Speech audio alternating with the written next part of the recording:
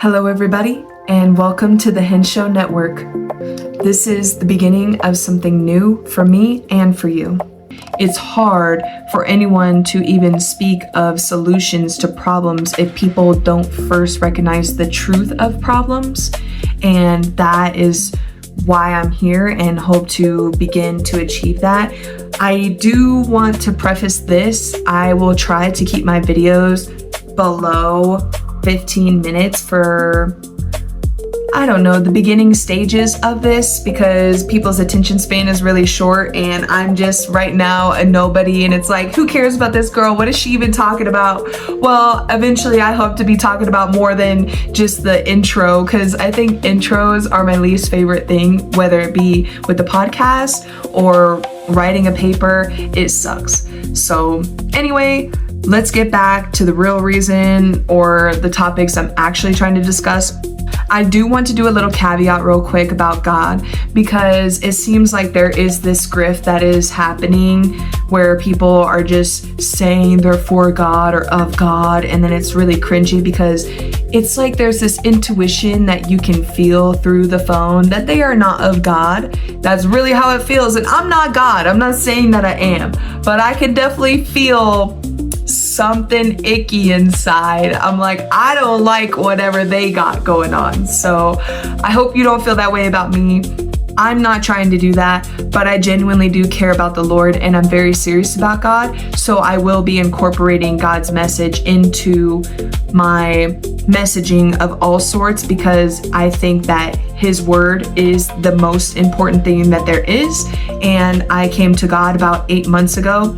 I will eventually share my testimony, but for now, that is something I'll just hold off on because it's more personal and I just don't want to share that yet. But I do think it will be powerful. And it's gonna take a long time, okay? A long time and a lot of editing, and I just don't want to deal with that. I'm just kidding. I will be motivated to actually make a difference and try to improve on my video quality. But for now, there's that little side tangent, and here we go back to the main. I want to inform myself, but also inform others throughout the process while I do this. And yes, I will get things wrong, but thank God there's forgiveness, right?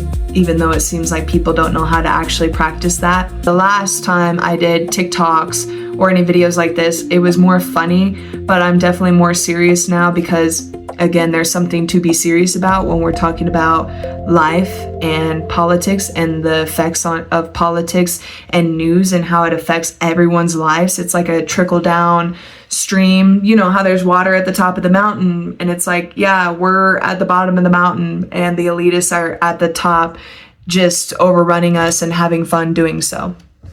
And I do feel that this is a personal conviction for me of the recent death of you-know-who. I was very upset by it, didn't know anything of him, and now I feel this conviction to get involved in politics and be a young female voice. That, again, is a tangent, which I seem to like to do, but I do want these videos to be personable.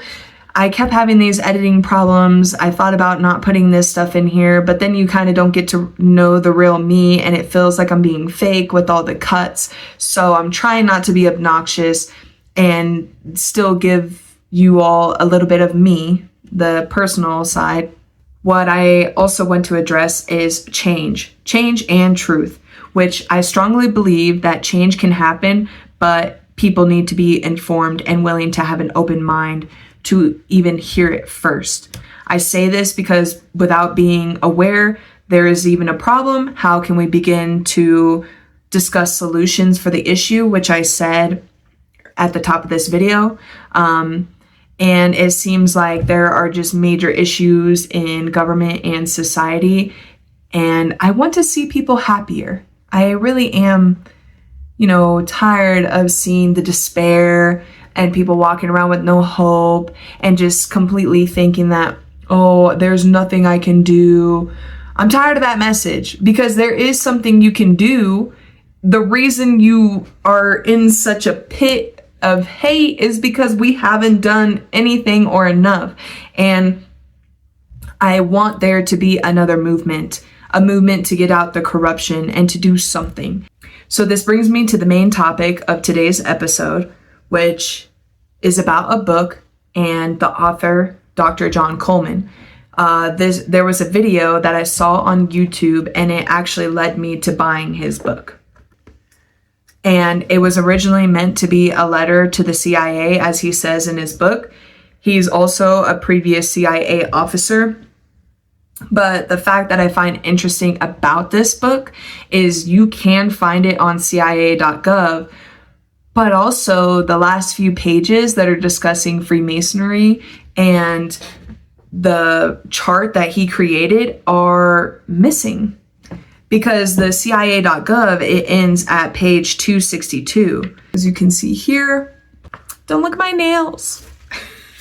I'm just being myself now, okay? I'm tired of the editing, so here we go. Yeah, and this actually, you can find on Google. I saw it the other day when I was looking it up.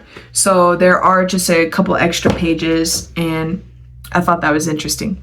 You may ask me, why is it I'm even choosing to do this book as the main focus of the podcast at first, or even this first episode, which probably hasn't even seemed like I'm really focusing on anything at all so far, because I'm just introducing myself for the most part. So you guys kind of get an idea of what my intent is with this podcast, the why behind why I'm wanting to do this. Why I'm choosing this book is because it will relate to much of the corrupt tactics we are seeing today, from false news headlines to deflective tactics to gaslighting to in plain sight scandals, as John Coleman says.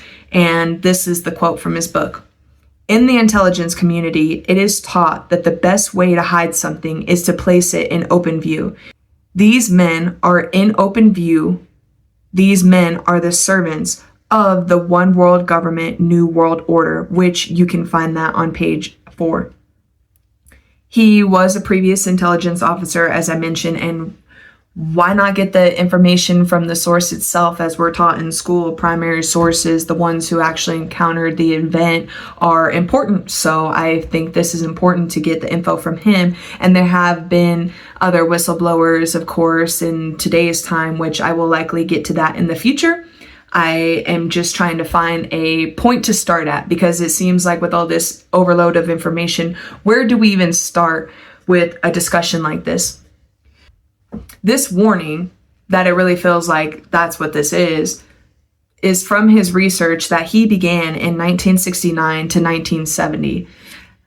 And we are now more than ever becoming awake to it, feels like. We're realizing that there's an evil presence to the world, which then that's why it kind of incorporates God, because I feel like you can't understand where this is all coming from. Because if we always just talk about, well, look, why are they doing this? Or even calling them stupid. I honestly don't believe the people at the top are stupid. I actually think that they have an evil plan, a demonic plan. And I believe that his book will share us the intent of that demonic plan, as he discusses that there's clubs of Rome. There's clubs actually dedicated to destroying our agriculture, destroying our economy, and many other things, because it gets in the way of the new world order, one world government that they're trying to bring to us, as we've heard. I want to point out what John Coleman says in a video, the video I mentioned that got me to buy this book in the first place. It was originally taped in 1994. Yes, I think it was previously VCR, and now it's on YouTube, and thank God for that, which is cool, because somebody played that VCR and put it on YouTube, and I'm thankful for that. So here you will see what he says. Today, we are being driven on our knees by a tyrannical government which is imposing all sorts of taxes upon us, and worse than that, trammeling on and trampling on the Constitution of the United States of America, which is the second greatest document in the world next to the Bible. And if we could rebel against the mighty powers of King George III, the most potent force in the world at that time, then, ladies and gentlemen, it is time that we rebelled against a federal government that is trammeling the Constitution underfoot every day of the week. It is up to us. We have to actually decide, are we going to get informed? Are we going to use the resources that are available to us and try to uphold the Constitution, even though it seems like very little people are actually doing that anymore? We can still use the Constitution. We can still get petitions moving along, but nowadays, I've actually seen this, which is wild. Even though it seems like it's overly simplified and that there should be no petition, people then will say, well, there shouldn't even be a petition, so I'm not signing that. What kind of nonsense is that?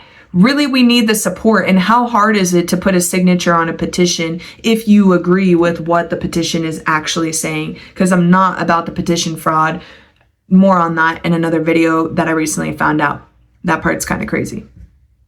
But we can do those things and start local gatherings. And as it says in the Bible, that we will be persecuted in the end anyway. And is it just me, or does it really seem like we're being persecuted? And I'm like, I'm okay with that. You know what? Go ahead and persecute me for using my voice, even though it would be sad in jail, because I know what that's like. And it really does suck in there. We can use our vote to make a difference. For example, the House of Representatives, they do have a power and a say in voting to impeach a president, for example. The reason that is important is because you can vote for the people who are your House of Representative individuals at the local level. I recently found that out. You can call your local Republican headquarters, Democrat headquarters, or whatever, because I don't want this to be a left and right battle. We can vote at the local level and make a difference, even though there are the scandals happening, like what happened with Thomas Massey, that felt very unfair and definitely felt like voter fraud. I just think that if we come out in big numbers to vote, they would have to come out in even bigger numbers to fraud and do their scheming how they do.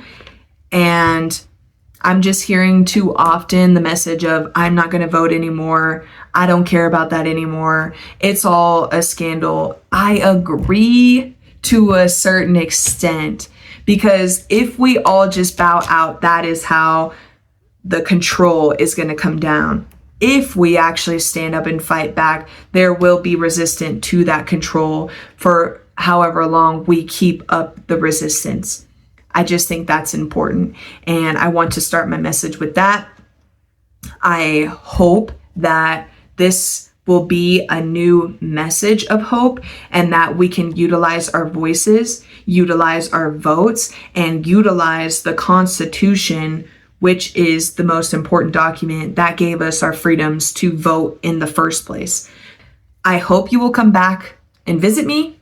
I hope you enjoy this video. It may be a bit long, but I hope it's something that is somewhat entertaining, or even if you just simply liked my personality, hit the like button, and I'll see you next time on the HenShow Network. Bye, guys.